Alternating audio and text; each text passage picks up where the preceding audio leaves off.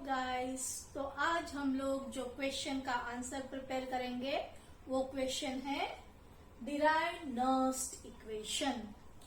तो ये जो क्वेश्चन है, अगर ये क्वेश्चन एग्जाम में पूछते हैं तो किस स्टेप्स में आंसर लिखना है वो हम लोग देखेंगे। जैसे आप लोगों को पता है कि स्टेप्स के ऊपर भी जो है मार्क्स होते हैं और स्टेप्स जो है वो प्रॉपरली लिखना भी जरूरी होता है। तो अगर ये क्वेश्चन एग्जाम में आता है तो ऑलरेडी ये जो नर्स्ड इक्वेशन है हम लोग बाय हार्ट करके ही एग्जाम के लिए जाएंगे।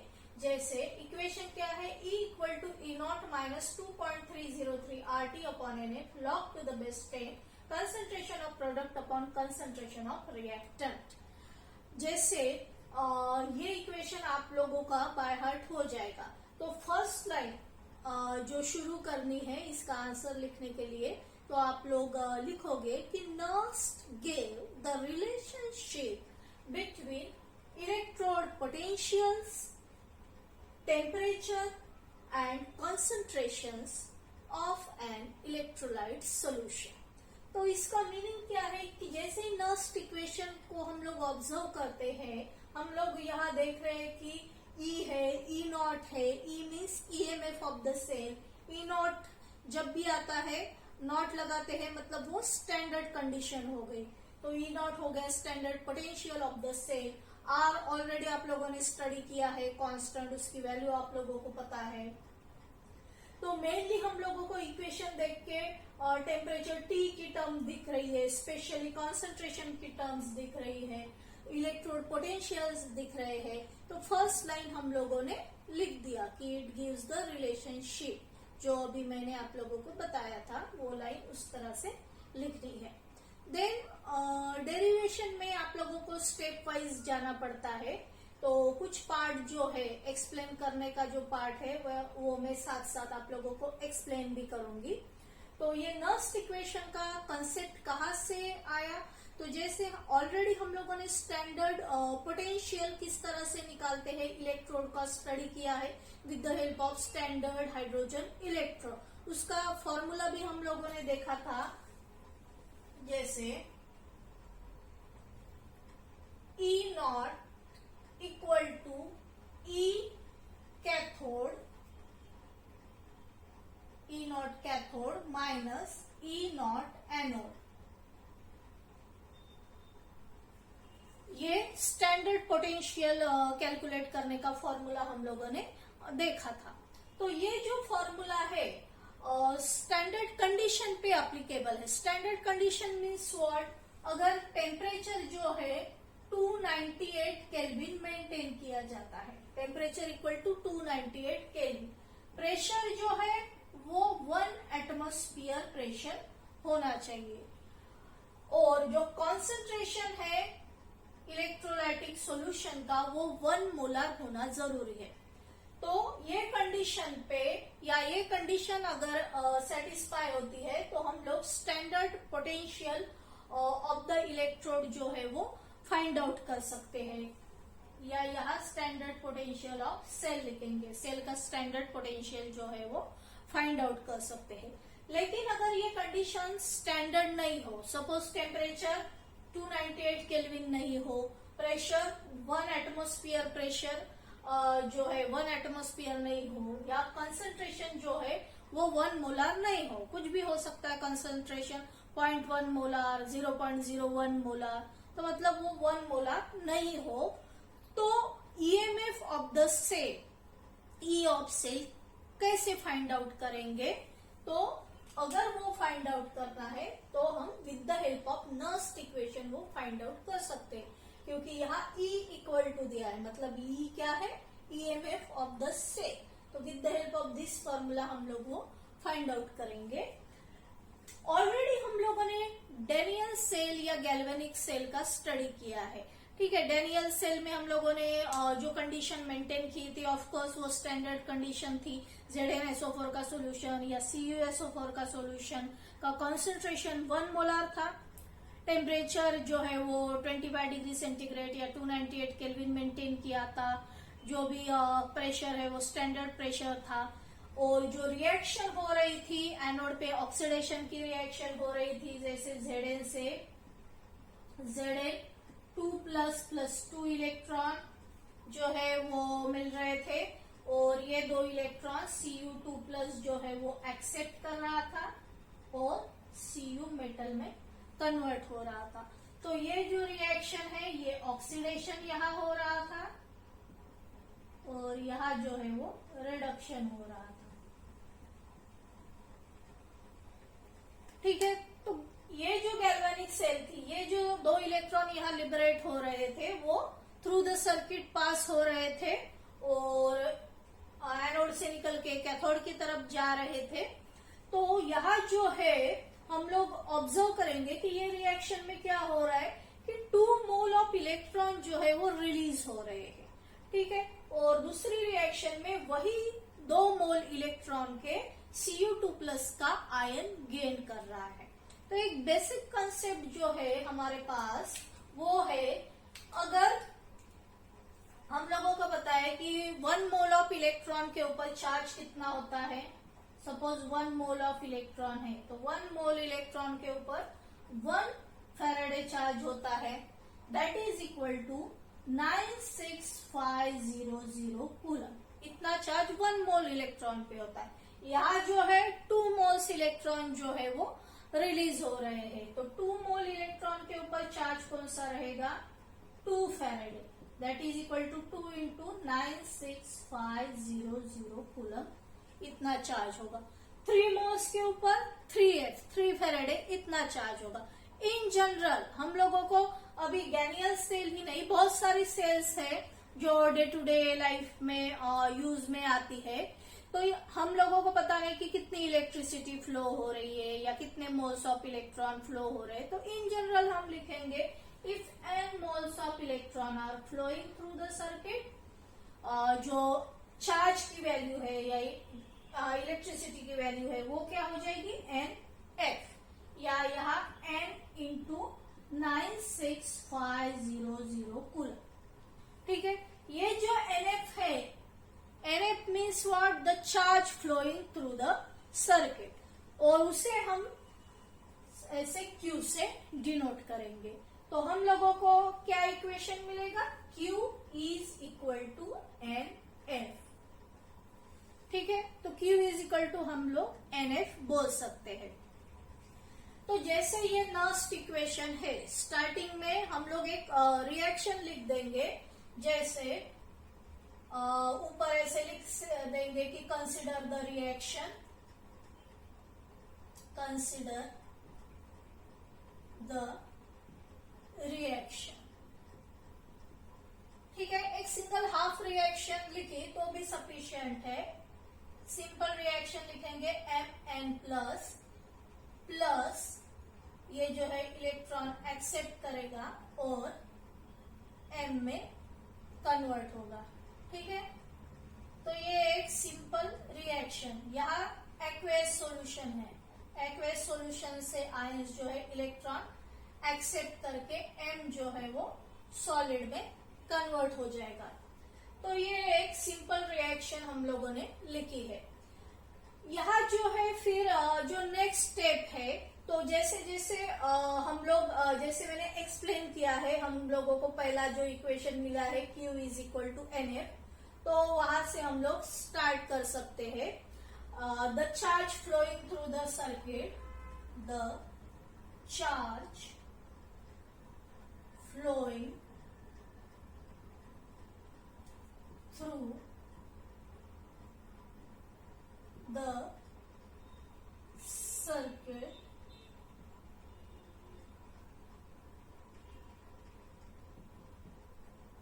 Q is equal to NF। ठीक है, तो ये जो पहला इक्वेशन लिखेंगे उसे 1 नंबर करके डिनोट करो, तो ये हो गया हमारा पहला इक्वेशन। अभी हम थोड़ा और प्रोसीड करेंगे। जैसे कोई सी भी सेल अगर वर्क कर रही है, ठीक है, डेनियल सेल या गैल्वेनिक सेल या डे टू डे लाइफ के एग्जांपल लो, रिमोट में जो सेल यूज करते हैं, क्लॉक में जो सेल है, तो उनकी केमिकल एनर्जी इलेक्ट्रिकल एनर्जी में कन्वर्ट करती है, मतलब वो वर्क कर रहे होते हैं।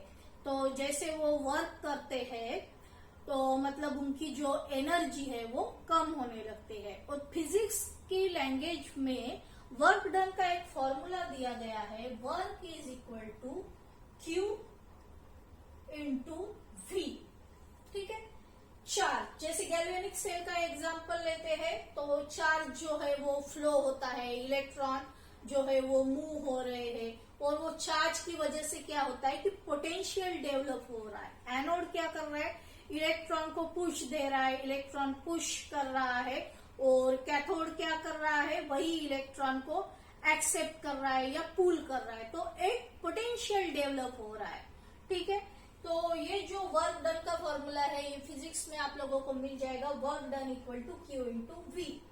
ये सेकेंड फॉर्मूला मिला तो यहाँ ऐसे 2 करके नंबर दे देंगे, तो ये हमारा हो गया सेकेंड फॉर्मूला। अभी ये जो वोल्टेज डेवलप हो रहा है या पोटेंशियल डेवलप हो रहा है उसे ही हम ई सेल से डिनोट कर सकते हैं, ईएमएफ ऑफ द सेल और पोटेंशियल ऑफ द सेल, उसे ही हम लोग क्या बोलेंगे, वी।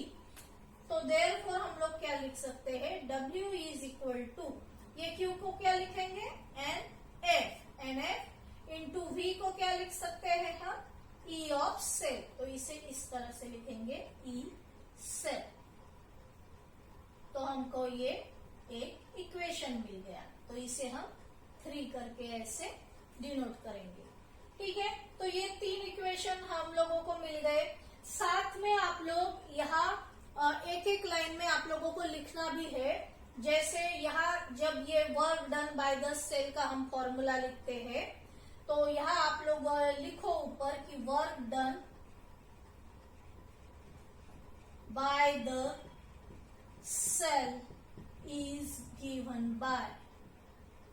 ठीक है, और फिर ये नीचे उसका ये फॉर्मूला आएगा। फिर जो वैल्यूज है दोनों की वैल्यूज हम लोगों ने यहाँ सब्स्टिट्यूट की है, तो बाय सब्स्टिट्यूटिंग द वैल्यूज। ठीक है, तो ये हम लोगों को थर्ड जो है वो फॉर्मूला मिल गया। तो जैसे गैल्वेनिक या डैनियल सेल वर्क करती है वैसे उसकी जो एनर्जी है, कौन सी भी सेल वर्क करेगी तो धीरे धीरे उसके केमिकल्स जो है वो कंज्यूम होंगे, और एक टाइम ऐसा आएगा कि वो सेल जो है वो वर्क करना बंद कर देती है, मतलब उसकी जो एनर्जी है, यूजफुल वर्क करने की वो जो एनर्जी है वो डिक्रीज होती है। तो उसे ही हम लोग free energy, change in free energy बोलते हैं, कि सेल की जो फ्री एनर्जी है, जो एनर्जी है जिसकी वजह से वो वर्क कर रही है वो कम हो रही है, तो उसे हम डी से जी से डिनोट करते हैं। तो ये जो वर्क डन है, work done is equal to minus delta G. ठीक है, उसकी फ्री एनर्जी कम हो रही है तो वो फ्री एनर्जी को कैसे डिनोट करते हैं, जी से, डेल्टा जी से। तो ये एक इक्वेशन हम लोगों को मिल रहा है, यहाँ ऐसे 4 करके डिनोट कर सकते हो। तो ये जो इक्वेशन है माइनस डेल्टा जी, तो अभी हम क्या लिख सकते हैं कि minus delta G equal to work की जो वैल्यू है N F E of cell, इस तरह से भी लिख सकते हैं। और ये माइनस साइन ये साइड में अगर ट्रांसफर कर दिया तो क्या मिलेगा, therefore delta G equal to N F E cell. ठीक है, ये जो इक्वेशन मिलेगा, ये इक्वेशन को हम नंबर 5 करके डिनोट करेंगे।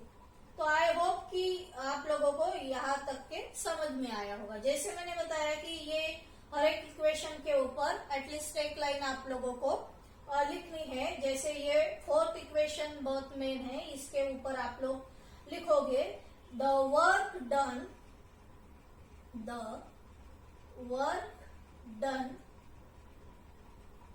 by the cell is negative of change in its जी। ठीक है, निगेटिव साइन क्यों दिया है? क्योंकि उसकी जो एनर्जी है, उसके पास जो एनर्जी है वो कम हो रही है, तो इसके लिए यहाँ जो है वो निगेटिव साइन दिया है।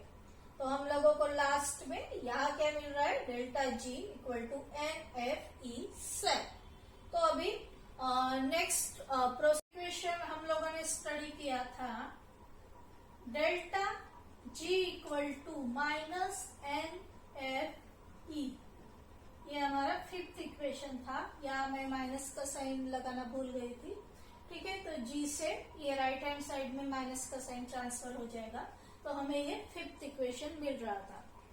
नाउ थर्मोडायनेमिक्स में हम लोगों ने एक इक्वेशन स्टडी किया है, delta G equal to delta G not plus RT log Q। ठीक है, तो ये थर्मोडायनामिक्स में मैंने थर्मोडायनामिक्स के आप लोग वीडियो ऑब्जर्व कर सकते हो, उसमें ये इक्वेशन कैसे आया आप लोगों को पता चल जाएगा। तो डायरेक्टली हम थर्मोडायनामिक्स से ये डिराइव किया गया इक्वेशन ले रहे हैं। So delta G equal to delta G not plus RT log Q।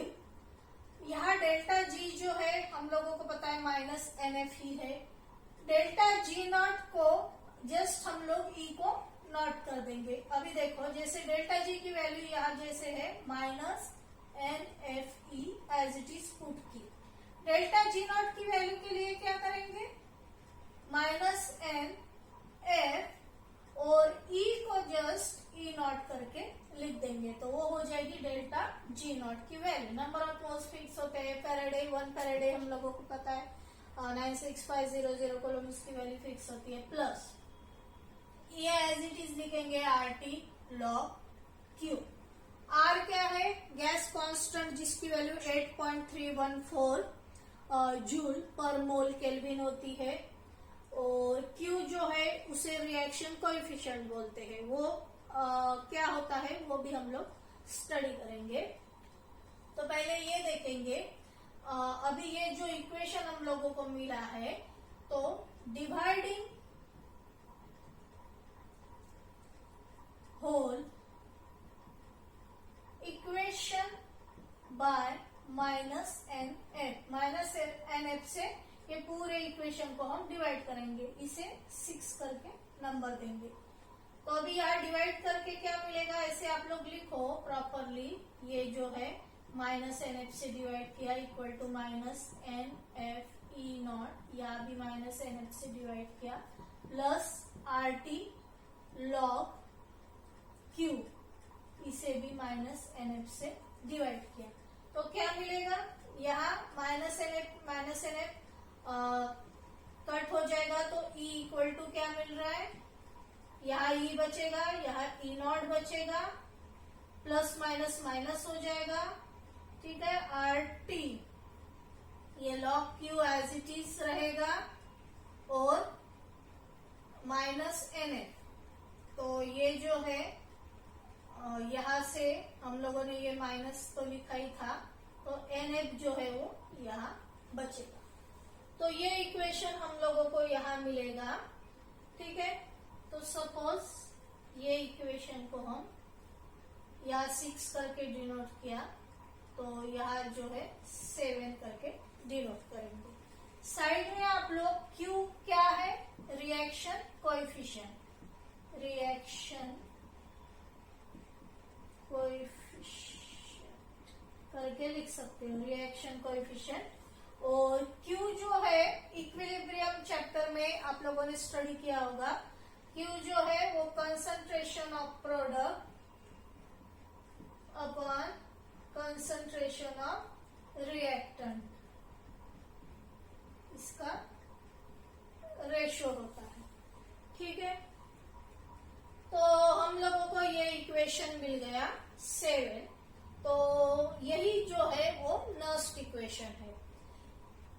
अभी सपोज ये जो टेम्परेचर दिया है, टेम्परेचर 298 केल्विन दिया है। ठीक है, और जनरली टेम्परेचर 298 केल्विन ही होता है। बहुत से मोस्टली एग्जांपल में टेम्परेचर 298 केल्विन ही दिया किया जाता है। और ये जो है नंबर ऑफ मोल्स, और ये है फराडे।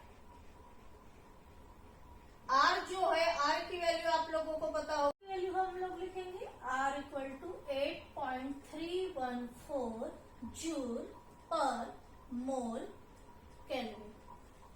ठीक है, ये हो गई आर की वैल्यू।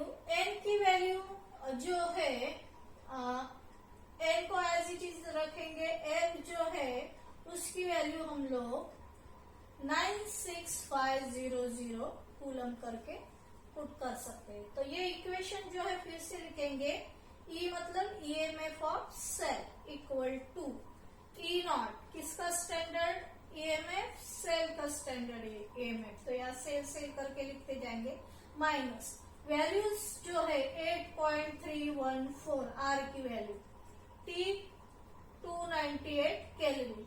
और ये जो लॉग क्यू है ये नेचुरल लॉग है, तो इसे अगर कन्वर्ट करना है तो 2.303 से मल्टीप्लाई करेंगे और log to the base 10 Q, ये इस तरह से होगा, अपॉन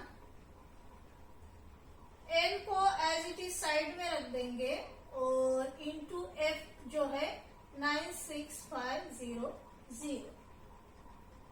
ठीक है, तो ये इतना जो न्यूमेरिकल है, इतनी जो वैल्यू है ये कैलकुलेट करेंगे, इसका प्रोडक्ट अपॉन ये। तो ये आप लोग कैलकुलेट करके देखो, तो वैल्यू जो आएगी वो आएगी, फिर से ई ऑफ सेल लिखेंगे यहाँ, equal to E not cell minus 0.059, ये कैलकुलेट करके इतनी वैल्यू आती है। ठीक है, और अपॉन एन को एज इट इज रखेंगे और ये जो है log to the base 10 Q. तो हम लोगों को जो इक्वेशन मिल रहा है, अभी कौन सा इक्वेशन मिल रहा है, ये इक्वेशन, से ब्लॉक बना देते हैं। तो E cell equal to E not cell minus 0.059 upon N log to the base 10 Q, यही हमारा नर्स्ट इक्वेशन है। अगर टेम्परेचर 298 केल्विन दिया हो तो डायरेक्टली ये इक्वेशन आप लोग यूज कर सकते हो। और यहाँ हर एक जो लास्ट का जो इक्वेशन मिलता है, तो हर एक क्वांटिटी का जो है वैल्यू मतलब वो एज अ क्या यूज किया गया है, जैसे आर है वो गैस कांस्टेंट है, तो वहां लिखना पड़ेगा ये गैस कांस्टेंट है, उसकी वैल्यू इतनी है, टेम्परेचर इतना दिया है, फराडे है तो वो 96500 कूलम है, तो ये सब हमको मेंशन करना पड़ता है। और लास्ट में आप लोग लिख सकते हो hence the Nernst equation is derived. तो ये स्टेप्स फॉलो करके आप लोगों को अगर ये क्वेश्चन आया डिराइव नर्स्ट इक्वेशन, तो उसका आंसर लिखना होगा। And so keep watching my videos. अलग अलग क्वेश्चन के आंसर किस तरह से लिखने हैं स्टेप वाइज मैं वो आप लोगों को बताते रहूंगी। So thanks for watching this video.